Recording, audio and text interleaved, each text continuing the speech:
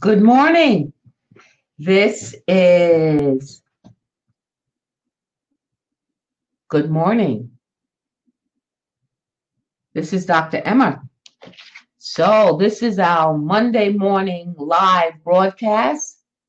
And today, and for the next two broadcasts, we are going to be talking about that favorite subject that haunts us all, which is time management. So, as I was researching this, because I'm an inveterate researcher, I wanted to know, what is the dilemma, what are the problems, what are the possibilities, what are the promises that we can deliver once we understand how to manage our time. So for each of you out there, I want you to begin to take notes. Take really good notes about time management, because part of the process of managing time is to understand exactly what you're doing in your day. Not scripting every moment, but having a general plan for today. So I'd like you to share on your Facebook page with those fans that you have, because you are really going to go in deep today with me on time management. So I want to thank everybody for joining the Monday morning show with Dr. Emma, and invite 5 people to join you. Last week we had like 1,900 people that joined in when we were talking about setting goals. So I want you to share, invite at least 5 people. Get on the Facebook page and let me know who's out there. Give me your name and where you're from and who do you serve in your business, meaning who's your clientele. You got to be serving somebody. And share your Facebook business page. Share your website. Get out there in social media. And begin to connect with others. So let's get into this. We're going to be I'm setting my timer because I'm all about time. You can see I've got it set for about 20 minutes. So I'm putting it over here. I keep it in my office to remind me about what I'm doing about time. So 10 top challenges in time management. What is time? So I'm going to give you a definition, because I think we have all kinds of ways of talking about time. That's why it perplexes us. So time is the measured or measurable period which an action, process, or condition exists or continues. The duration of time. So time is for us so that we know what we are doing and when we're going to do it. So let me ask you this question, and I want you to respond back to me. Do you always feel like the clock is ticking? That you are on borrowed time? Is the first thing that happens to you when you wake up in the morning is, oh my God, I just wish I had more time. I wish I had more time for sleep. Many of us are sleep deprived. So when we go to bed real late and expect to get up real early, we get up tired and we wish we had what? More time. Well, folks, you're not going to get any more time. It's a 24/7 day. It's a 24/7 day. You're not getting any more time. What you're going to be able to do with time is to learn how to manage it. So the clock is ticking and you constantly feel like you're on a gerbil cage. In a gerbil cage. You're just running and running and running and running. And even when you rest, you're upset because you feel like you are wasting time, or time is going by and you're not productive. So if that's the cycle that you're on, this is where you should be the next 2 Monday mornings with Dr. Emma, because hello, Marcia, she clicked in. because she's thinking about time. So the clock is ticking. Do you constantly feel you're in a race against time? We are confined by our behaviors and by this 24-hour clock. Now remember, everything, the universe, our lives, the functioning, hello, Lawrence, the functioning of our body is on an automatic time. The sun rises, the sun sets, the moon comes out, the stars are available. We can see them according to a divine time slot. But we seem to think that by wishing it and by cramming time, that we are expanding time, when in fact you are retracting your time, because you are not in the now moment, because you're either in the past where you said, I should have got that done before, or you're in the future, tomorrow, tomorrow, tomorrow. Hi, Yamin, how are you, my friend from New York? You know, I got to speak to you. You've been invisible. You've been invisible. I have you on my time clock now. So we are confined by time. That is a reality, folks. I don't want you to fight it. Now, when I was researching this, I came across so many incredible expressions that we say every day. Do you know, every single day we are talking about time in one way or another? So here are some expressions, and I want you to message me if you've said any of these things at any point. Times are hard. Move with the times. The issue of time. Time statement, situational clocking of time. So here's how we set it up. Man, I'm having a good time. Oh my God, I'm having a hard time. They talk about that in prison. That's like doing hard time. Make up time. I got to make up some time, man. I got to hurry up, stop doing this so I can make up time and do that. Okay, time's up. Oh my goodness, I didn't get it done. Time out. Wait, give me a minute. Give me time out. I said that to my social media expert this morning, Taria Hodge. She manages all of my Facebook. And hello, Taria. I just want you to know that you need help. You know how I got more time out of my day? I hired some people to do the things that I don't have time to do and be effective in creating programs and being on a Facebook call. You need a backup. So you need time out. You need time's up. And then here's the thing. Oh my God, this is a wonderful. What about this wonderful statement? I'm on time. I'm on time. I made it. I'm on time. So what about an hourly rate? That's straight time when it comes to business. And then there's overtime. We love that word. Overtime, especially if there's a game, they go into overtime. That means the teams are fighting it hard. The teams are fighting it hard. So more time. Stop the clock time. These are things we engage in every day. Here's another one. Well, from time to time, I just don't feel like talking. I just don't feel like, from time to time, I just got to shut it down. I got to shut it down. What are you shutting down? You're shutting down time so that you can take that time of your mind and do something else with it. Then we say, well, wait a minute.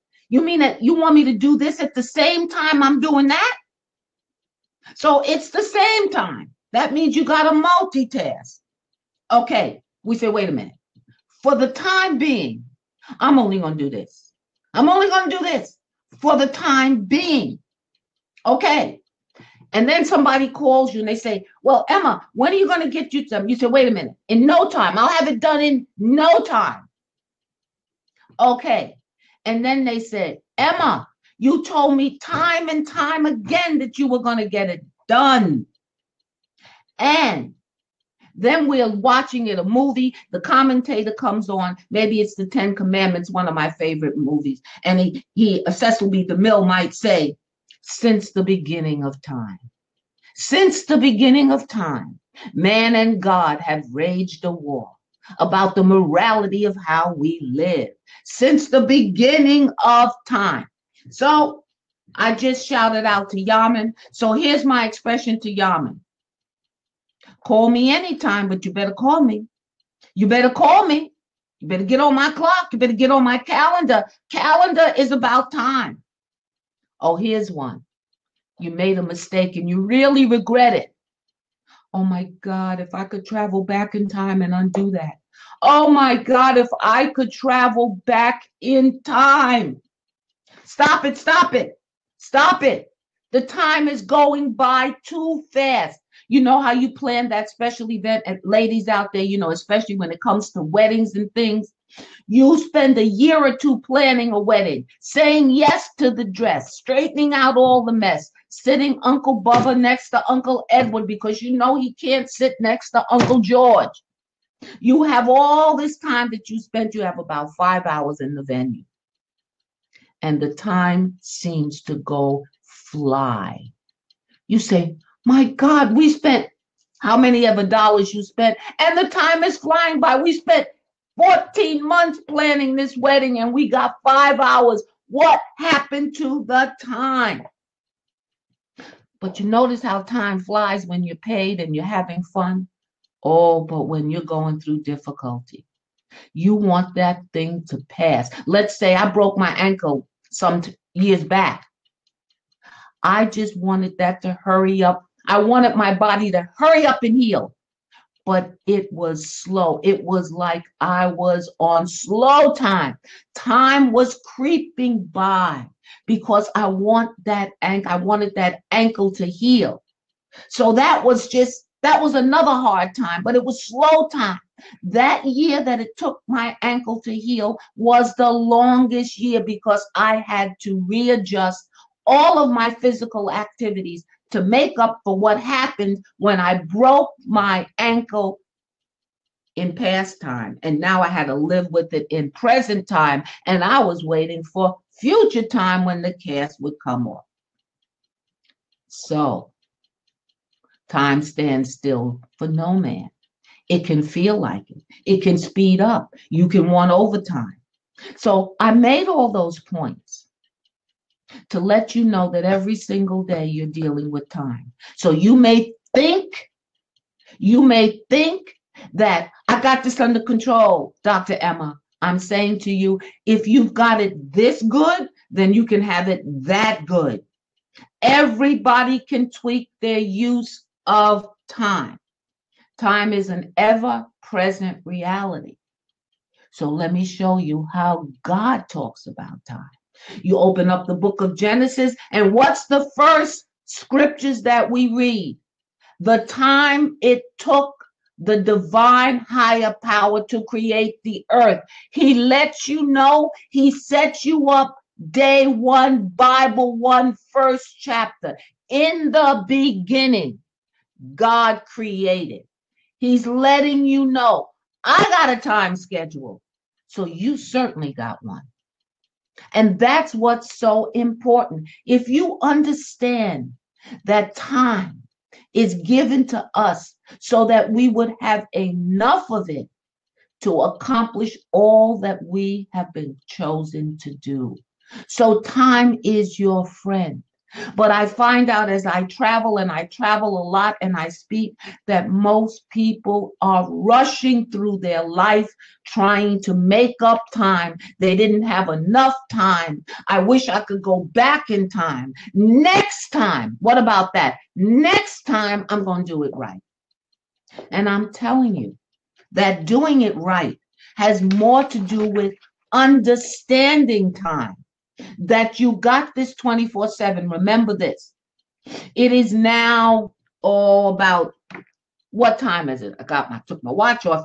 So it's 9:15 where I am in North Carolina. What time is it where you are? And what time is it in India? And what time is it in Chicago? Everybody's got one thing in common. Their clock may be showing a different time depending upon how the earth rotates. But nobody, no nation, no people from the Amazon jungle, where they don't even clock time like we do with watches perhaps, from the Amazon jungles of Peru right up to Amityville, New York, we got one thing in common as humans. and that is a 24/7 day.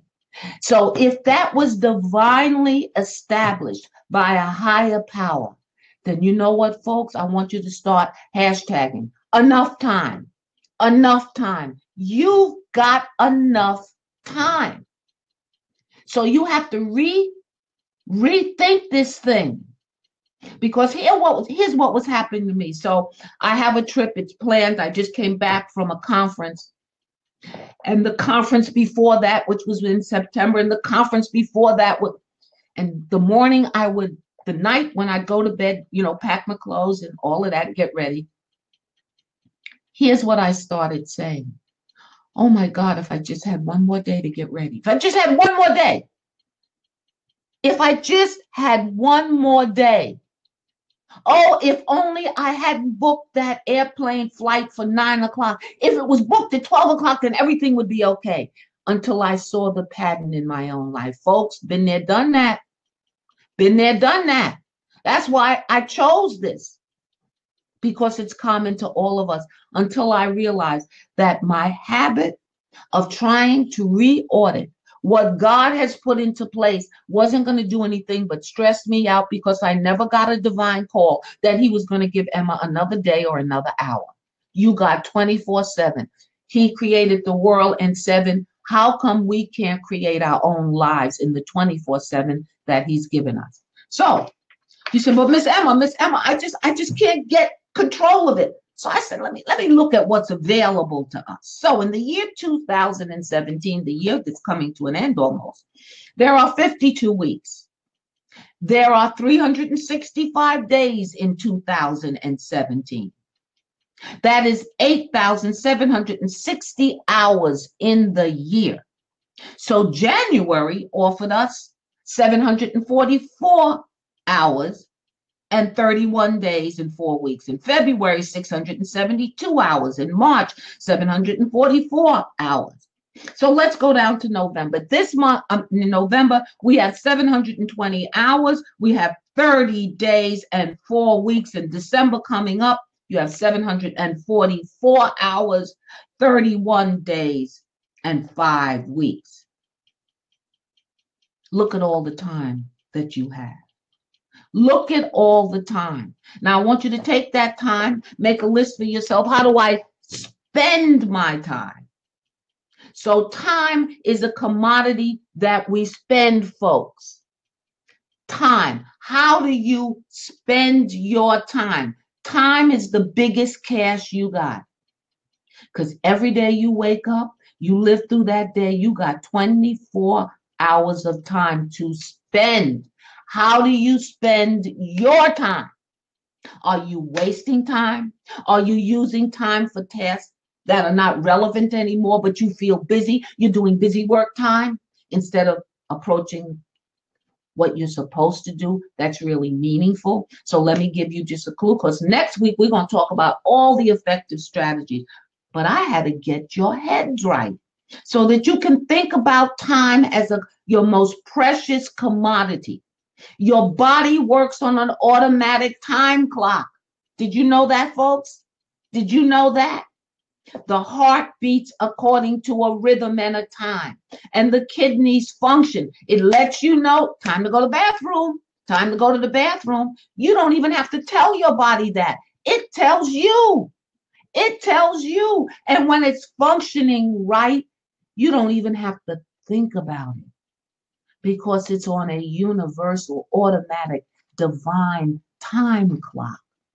So everything works. When it gets hot, your body sweats. It understands the seasons and the time.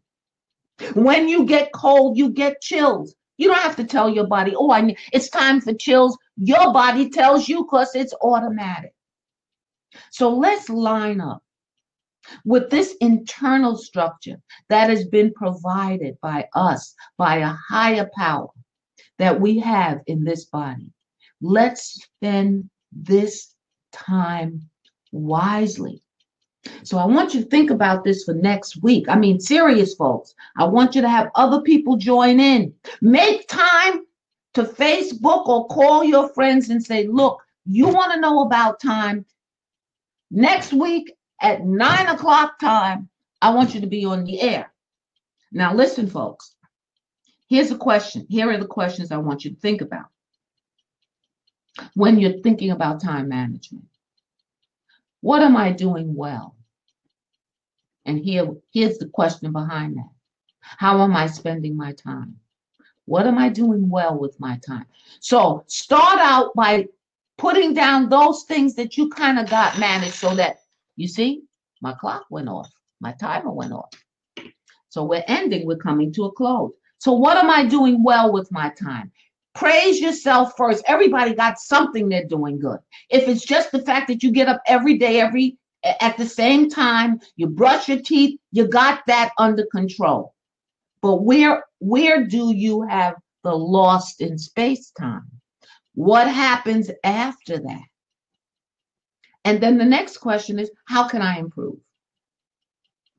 How can I improve? If you have good, you want to go from good to great, from great to awesome. So wherever you are in the time clock, I want you to improve in it. And what are the opportunities facing you as the timekeeper of the life that you've been granted?